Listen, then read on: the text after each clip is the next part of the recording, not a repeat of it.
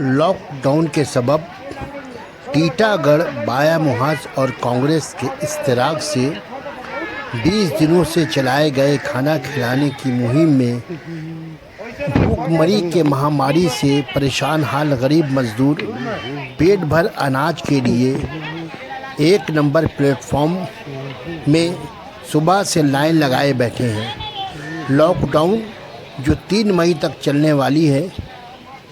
Haider Ali, Iqra Urdu news.